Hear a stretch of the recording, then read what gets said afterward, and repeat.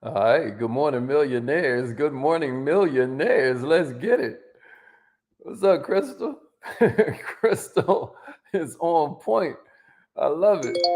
Let me call in on this live line so we can get this party started. Habari Ghani, everybody. Habari Ghani. Y'all know this is the first day of Kwanzaa. Did y'all know You that? have something special. You have greatness in you. Hello, this is Les Brown, and you're in the right place at the right time because Facts. we're going to bring the millionaire out Let's get it. Let's get it. Welcome to the LinkedIn Thank crew. you. Welcome to the YouTube Please family. announce yourself. Good morning, millionaire. Who's this? All participants are muted. Entry and exit tones are off. Yeah. Good morning. Good morning. Good morning, millionaires. I hope everybody's feeling incredible this morning. Some of you know, some of you don't. But every year around this time, we don't just talk about Christmas. We also be kicking it about Kwanzaa. I think that Kwanzaa is an amazing holiday that does not get its props. I think that we all be too cool to kind of talk about Kwanzaa and whatnot. But it is a little weird, you know what I mean? The foundation of it, but what ain't? If I was to tell you the foundation of Valentine's Day, you would be tripping. If I was to tell you the foundation of Christmas, you'd be tripping. Google Saturnalia. But what do? We take it to another level by putting our own context around these things and pulling what's good out of it and leaving what's bad out of it. You know what I mean? And I think that it's no different with Kwanzaa. Kwanzaa is amazing. And as you'll see for these next few days, we're going to go over some of the principles because I think that they're really good for us as a community. And check this out, really good for us as entrepreneurs. So somebody say Umoja equals unity. If you're with me. Good morning, Crystal. Umoja equals unity, Nikki. Umoja equals unity. I don't know if that's Shiz. I don't know who that is right there. That's probably somebody tuning in from one of the Facebook groups. But Umoja equals unity. All day today, if somebody says Habari Ghani, then you give it up like this. Umoja, And what does Umoja equal? Umoja equals unity. Umoja is unity. That's today's principle. And when you think about unity, the main thing Umoja equals unity. That's right, Miss Day. Umoja equals unity. That's such a pretty profile pic. Check it out, y'all. Umoja equals unity. And what I want you to think about in your role with creating unity, creating better teamwork around yourself, is I want you to think about this. Most teams don't get better naturally. Most teams don't get better on their own. Remember last week we was talking about the law of energy, and then we talked about the law of entropy, and I told you that all you have to do to ruin something is neglect it. Well, check it out. Left alone, a team ain't gonna grow. A team ain't gonna improve. A team ain't gonna reach championship caliber while you just letting it go do its own thing. Same thing with a relationship, same thing with the performance of your family, same thing with your financial status. Left alone, things don't grow. Left alone, things don't reach for what's better. Left alone, things don't become elite level. What happens is things tend to wind down. You get what I mean? If a team isn't intentionally fighting to move uphill, then what happens is it starts to slide down. Does that make sense to somebody? The team is going to lose focus. The team is going to get out of rhythm. They're going to decrease in energy. They're going to break down in unity. They're going to break down in momentum.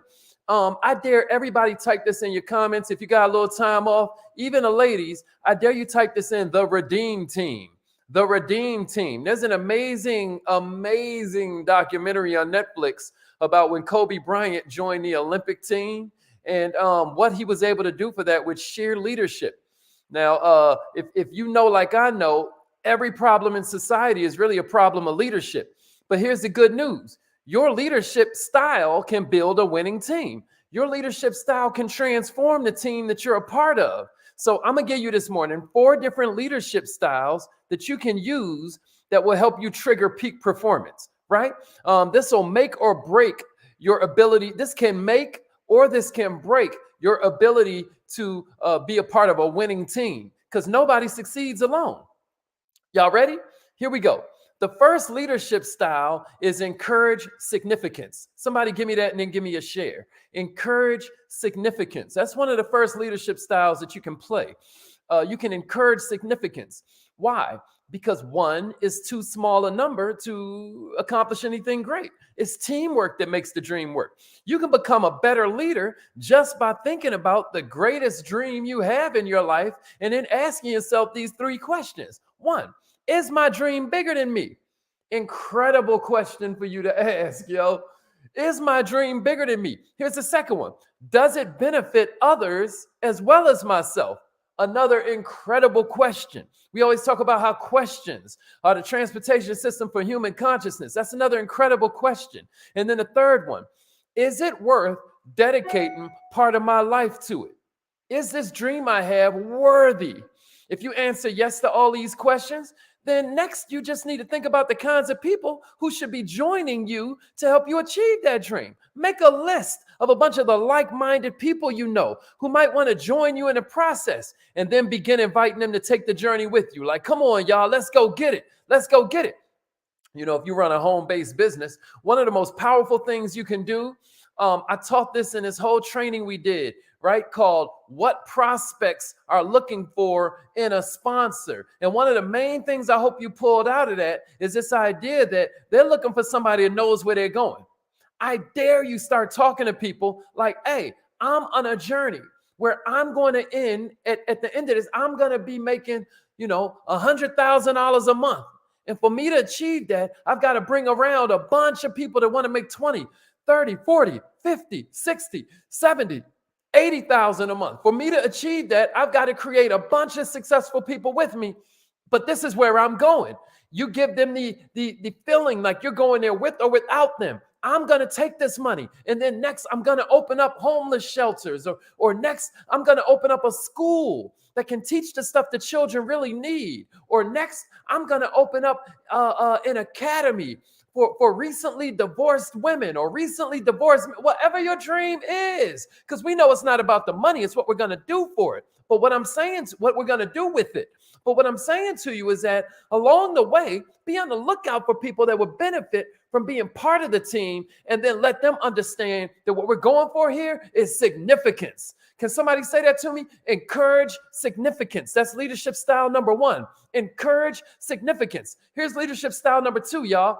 And then give me a share. Leadership style number 2, share in the big picture. And then give me a share. Somebody say share in the big picture, and then give me a share. That's the second leadership style that you can use that will trigger peak performance. I said share in the big picture. The goal is more important than a role. Somebody type that in the comments. The goal is more important than a role. Leadership ain't a position, y'all. Leadership is a disposition, right? A team ain't supposed to be a whole bunch of people being used as a tool by one person who wants all this individual gain. That ain't how it's supposed to go. Members of a team are supposed to have mutually beneficial shared goals. Think about that. Members of a team should have mutually beneficial shared goals. They got to be motivated to work together, not manipulated by one person for individual glory. And if you want to employ this leadership style, think about a team you're currently part of, preferably a team you got that has a big goal. Maybe you're doing that with your entrepreneurship play, right? Are these team players who desire to do whatever it takes for the team to succeed? Or are they looking to just benefit themselves? That's an important thing for you to ask. That's an important thing for you to ask. Begin to foster a team mindset, right? Model a willingness to serve the big picture, not just yourself. I've talked before, and I may do the training again about these laws of abundance through service, right? And one of them is the law of influence, which if I was to boil it all down, what the law of influence says is that people give you the most influence based around whether you put their needs first or last, whether you put their needs before your own. That's basically the law of influence, right? So you're going to find that you become a better leader as your people tend to pick up that you put their interests before your own. This is how you foster a team mindset. This is how you begin to grow a teamwork mentality. Do you hear me? I dare you, put it out there in your soul going into this new year that you're willing to serve the entire squad, not just yourself. Publicly honor team play, right? Give rewards to people who sacrifice for the good of the team. This last week, one of our employees, when we were doing our morning meeting, I shouted her out in front of everybody just because of her team spirit. And then she started crying, like she had to go get tissue and stuff. She just put her head in her palms and just was like, heaving with her tears, right? Did I do it for that? No. The reason I did that is because I wanted everybody else to know that this is what we honor. What can you do to honor somebody on your team that puts the team in front of themselves, right? Here's the third one, stacking a bench. The third leadership style that will help you trigger peak performance in your people is stacking the bench. What do I mean by that? Every team got 3 groups of players, right? First, you got starters, right? These are the people who directly add value to the organization, right? They directly influence its course. Then there are the bench players. These are the people that add value to the team indirectly, right? They support the starters. Then you got that third group, the inner circle, right? There's always that inner circle. These are the people who, if you ain't got them, the whole thing falls apart. But here's your job as a leader, right? You say, well, I don't have that position. Yeah, but I'm talking disposition. Here's your job as a leader. Make sure each group is continually developed so that the bench players are eventually able to become starters, right? And then starters are able to become part of the inner circle. And if you're going to put this leadership style into play, try this exercise. Write the names of the people on your team who are starters. Somebody write that in the comments. You got starters, you got bench players, and then you got inner circle. I dare you, write down the people on your team who are the starters, right? Write them down. And then look at the people who support your starters. These are your bench players. How can you lead them? How can you train them? How can you inspire them so that they become strong and deep as a bench? I dare you think about that. What value can they add from their position, right? What extra skills can you notice in them and begin to nourish in them, right? As they move from bench all the way to inner circle. What you're going to discover as you begin to move people from bench to starter to inner circle is that every group becomes more and more important to the big picture, to this big vision you got for the team. Develop your bench, y'all, and you always going to have a pool of these fantastic team players who can help the team win. Is this making sense to somebody out there? The fourth one I got for you is clear communication. Clear communication, y'all, and good listening. That's a leadership style. Really clear, direct communication and good listening skills. As a leader of an organization, you set the tone for communication. Your communication has to be consistent. Your communication has to be clear. It has to be courteous. And leaders also got to be good listeners, right? When leaders don't listen, they stop being able to lead. You hear me? Once a leader stops learning, a leader stops leading. Does that make sense? Does that make sense? That's exactly it, Dennis. You got starters, you got the bench, and you got the inner circle, and not necessarily in that order. You're trying to get the bench people to become starters, and you're trying to move the starters up to your inner circle. But to do that, you got to listen. At the minute you don't listen, you stop gaining wisdom. You stop hearing what isn't being said, right? The team members stop communicating. Okay, their indifference starts to spread to all these other areas. You hear me? And ultimately, poor listening leads to hostility. It leads to resentment. It leads to miscommunication. It leads to a breakdown of the team like cohesiveness. That stuff that glue that holds everybody together. So if you want to employ this leadership style, give yourself a 360-degree listening review. I dare you. Ask for feedback concerning your listening skills. Ask your mentor. Ask management. Ask your colleagues, your counterparts. Ask your team, your subordinates. I dare you. Because if you don't get good grades from all of them, then maybe it's time for you to quiet down and listen up. This is one of the most effective ways that you can improve as a communicator. You can begin employing better listening skills. Yeah, Donna. Donna, you're killing in these notes. I really appreciate you, Queen. So check it out. Millionaires, I hope this was helpful to you. I hope that you are learning something here where you can kind of like build the unity in your team.